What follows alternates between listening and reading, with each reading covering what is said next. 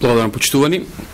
Значи, Социјалдемократскиот сојуз во нервоза од владините проекти, како проектот Купи куќа, купи стан, кои се поддржани од народот и во недостиг на квалитетни решенија, повторно во безидејно се реагираат и ги оспоруваат владините проекти, правејќи го тоа без никаква анализа.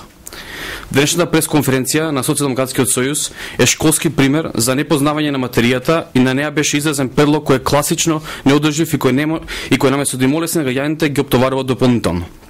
Ако рокот на отплата се скрати, како што предлага Социјалдемократскиот сојуз, граѓаните ќе оплаќаат за 2 до 3 пати повисока рата.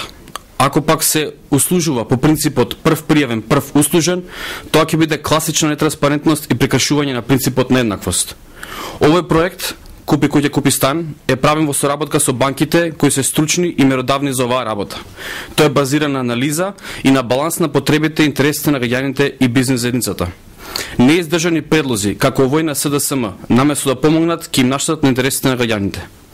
Овој проект е базиран на методологија која е одржлива и која е од корис на граѓаните и граѓаните масовно го поддржуваат.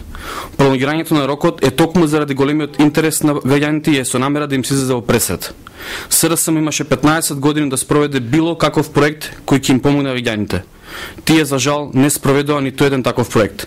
Сега кога ВМРО ДПМН прави проекти кои им помагаат на граѓаните, СДСМ реагира со еден класичен неодржив предлог кој наликува на ефтин хумористичен сензационализам без никаква суштина. Благодарам.